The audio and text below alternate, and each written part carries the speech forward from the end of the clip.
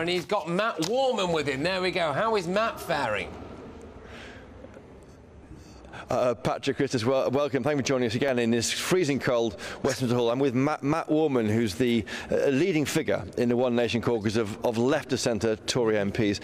Matt Warman, you must be delighted. You've got the bill that your party's got through without it being any tougher. Well, it's not about it being tougher, it's about it working. What I want to see, and what you've seen the vast majority of Conservative members of Parliament back today, is a bill that is able to make real progress on this vital issue of tackling illegal immigration. And yes, some people do want to see it go in different directions, both harder and softer if you characterise it like that. But the key point of agreement tonight is that this is the tightrope to walk that can get through Parliament, can get the support that we need to make progress on this issue as quickly as possible. But the truth is, it's not going to work. So what's the point of it? I mean, viewers, and let me tell you, you can't hear them, I can hear them on my ear. The panel in our studio in Paddington are just spitting feathers. They think this isn't going to work. What's the point? Yet again, stopping boats is not going to happen. Well, the risk of some of the amendments that weren't added to the bill wasn't that there was a sort of philosophical problem with all of them. It was that they made this bill much more vulnerable to court challenge. And you've got to be pragmatic about this. If you want to see progress made, we can't get bogged down in more and more months in court. We've got to make some progress, and that means getting a bill that works onto the statute books. Will hundreds, maybe thousands of people arriving here by small boats be deported to Rwanda this year? Well, I can't give you a number, and that would be for the government to give you a number, but what the ministers have said is that we are talking about initially hundreds ramping up to thousands. That is good progress, and that is a meaningful deterrent, which is what this is about. This isn't about getting lots and lots of people to go to Rwanda. This is about getting lots and lots of people to think twice before they make that voyage across the channel, because it's all about deterrent. Haven't you handed a gift here to Labour? Because enough MPs and colleagues of yours have said this won't work. 60 MPs rebelled yesterday, £240 million spent on it. No one's gone there yet. Labour are rubbing their hands with glee. Well, if anyone thinks Labour have got a plan to tackle the boats, or indeed to tackle immigration in any meaningful way, then they're certainly not looking at Keir Starmer's Labour Party. So we've got to be realistic about where is the threat to inaction. It's certainly from Labour. What we've seen tonight, I think, is a victory for common sense. The Conservative Party and the vast majority backing a bill that will make progress and will get it onto the statute books so that planes do take off. Now, for the ones of modern communication, Patrick Chris will ask you a question through me. Patrick, what's your question for Matt Warman? Yeah, thank you very much. He talks about being realistic. Does he not understand that he is about to get an absolute battering at the next general election, and that people simply do not believe that he actually wants to send anyone to Rwanda?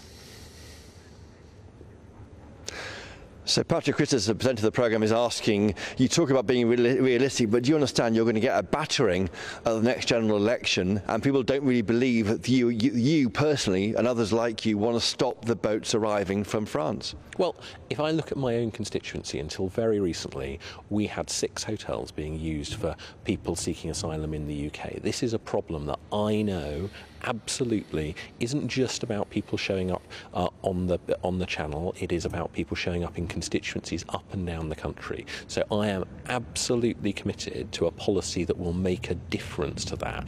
That's what this does, and I think it's important that we get on with that. We can't let, to use the phrase, the perfect be the enemy of the good. We've got to get on with this. That's what this bill does, and we should be uniting behind it, as the party has done this evening. Patrick, you heard the answer there from Matt Warman. This bill will work, he says, and is practical, not perfect. Is that whether you agree with that? I don't know. I wish I could see your face right now. I can't. I can see the camera, but that's what the Tory government thinks. We'll wait and see. But the big issue, I think, surely for the government now is, if it doesn't work, then what? I mean, you may not be in power when it happens, but is that your concern? Well, you're absolutely right. This is an issue of huge electoral importance. I know that, of course, constituents talk to me about the NHS, about the economy, about all of those big issues as well. But small boats in particular, illegal immigration in particular, is a hugely important issue, and we do have to get this right. And that's why, as I say, letting the perfect be the enemy of the good is going to slow us down. It will risk undermining that faith even further, and it will lose us the ability to say, look, if you really want this issue solved, there is no way a Labour government is going to make a meaningful difference. You might face your own questions when it comes back from the House of Lords. It could be amended so it's much weaker. Now, will you then vote to make it stronger and tougher?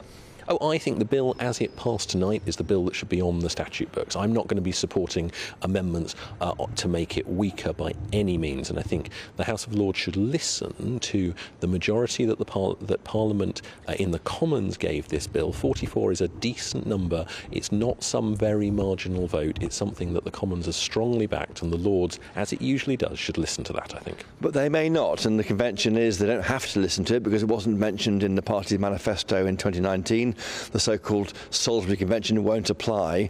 So will they risk taking on a democratic chamber? Oh, I'm sure the Lords will send this bill back with a number of amendments. That's almost what you would expect. But I think Parliament in the Commons should stand firm in rejecting those amendments, in making sure that this bill, as I say, unamended, gets onto the statute books, because that is the strongest possible version within an inch of putting the Rwandans off, within an inch of risking greater legal challenge. If we go any further, we run that risk. If we weaken it, we run the risk of it not working. So I think as I say, the House of Lords, of course, is entitled to its view. It's a revising chamber, but I think the Commons should stand firm in the position it's taken this evening. Where do you think it leaves the Tory party? Is the party now more centrist, more centre-left than it was before tonight's vote? No, I think this is the most robust piece of immigration legislation that has ever been put before Parliament.